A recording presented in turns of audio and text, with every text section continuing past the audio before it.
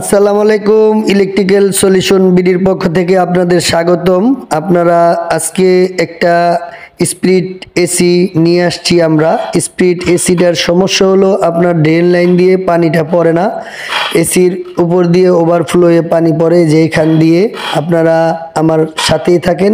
দেখাবো আজকে কিভাবে পানি ওভারফ্লো হয়ে এসি দিয়ে পড়লে কিভাবে এটা সমাধান করবেন আপনারা।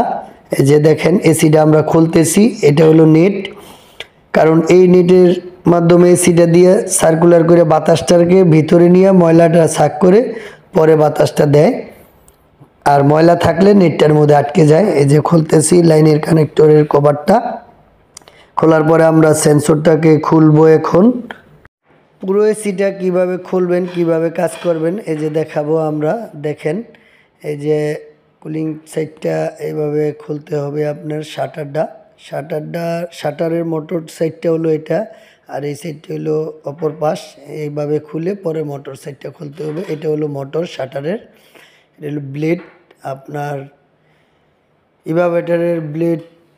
আপনার বাতাসটা কোন দিকে মুভিং হবে এই ব্লেডটা, এটা এই যে। আর এটার ভিতর হইলো ইভাবেটার অনেক ময়লা হয়ে গেছে, আমরা ময়লাটাও পরিষ্কার করে দিব। এই যে দেখেন এখন আমরা এসিটা খুলতেছি।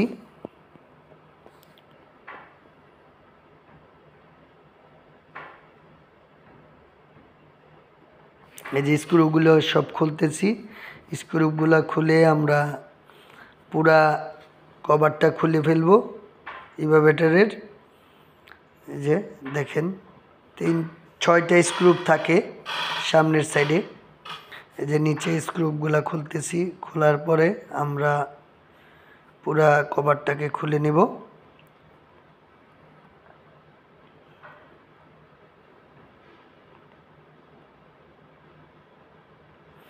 এই যে এটা হলো কভারের লক। লক 3টা লক থাকে এই জায়গায়। এই 3টা লক আপনার আলগি দিয়ে তারপরে কভারটাকে টান দিতে হবে, না হলে কভারটা খুলবে না। এই যে দেখেন আমরা উপরে টান দিতেছি, টান দিয়ে কভারটাকে বের করে নিব, ইভাবেটারটাকে ওপেন করে দেব। এই যে দেখেন কভারটা খুলে গেছে প্রায়। এই যে খুলে গেছে, আমরা খুলে ফেললাম এখন। এই যে দেখেন খুলে এখন আমরা, এটা হলো এসির ইভাবেটার, এটা দিয়ে বাতাসটা বের হয়। এটা অনেক ময়লা হয়ে গিয়েছে, আমরা পরিষ্কার করে দিব। এই যে এই জায়গায় হলো আপনার ফেজার নিউট্রাল, আর একটা আউটডোর থেকে সিগন্যাল কেবল আসে ইনডোর চলার জন্য। আর এটা হলো চেম্বার, এসির চেম্বারটা। এই যে আমাদের দেখেন ড্রেনের মধ্যে পানিটা জমে রয়েছে। যখন চেম্বারটা ঘামার পরে এই ড্রেনের মধ্যে পানিটা আসে।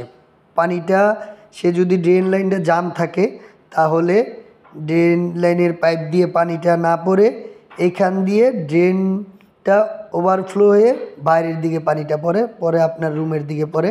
এই যে এখন আমরা পানি দিয়ে চেক করব যে আসলে এটা ড্রেন লাইন জাম কিনা নাকি অন্য কোনো সমস্যা। এই যে পানি দিতেছি, দেখি যদি ভালো থাকে তাহলে পাইপ দিয়ে পানিটা পড়বে, আর না হলে এখান দিয়ে। এই যে দেখেন পাইপ হয়তো ব্লক আছে, এই জন্য ওভারফ্লো হয়ে পানিটা দেওয়ার সাথে সাথে ড্রেন দিয়ে পাইপ দিয়ে নামতে পারে নাই, এখন বাইরে পড়ে গেছে রুমের ভেতরে। এই যে দেখেন পানি আটকে রয়েছে। এখন আমরা ইনডোরের যেই পানির পাইপটা যেই পাশে লাগানো হয়েছে এই পাইপটা আমরা দেখব খুলে। এই যে দেখেন পাইপটা এখান দিয়ে আবার সিলিং দেওয়া, সিলিংটা খুলে ফেলছি আমরা। এই যে দেখেন ইনডোরের পাইপটা এই পাশে এসে ড্রেন লাইন হয়ে দেওয়াল দিয়ে তারা দেওয়ালের বাইরে বের করে দিছে। এই যে আমরা ওইখান দিয়ে পানি দিছি, কিন্তু এখানে পানি পড়ে না, ফোঁটা ফোঁটা পানি পড়ে। এই যে দেখেন পানি দিতেছি আবার। এই জায়গায় আমরা চেক করে দেখতেছি আসলে সমস্যাটা কি। এই যে দেখেন পাইপ দিয়ে পানি আসে না, পানি আসে না।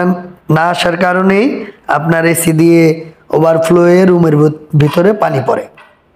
দেখছেন এই যে পানি দিতেছি কিন্তু পানি আসে না, অল্প অল্প টিপে টিপে পানি পড়ে, কিন্তু ভালো করে পড়ে না।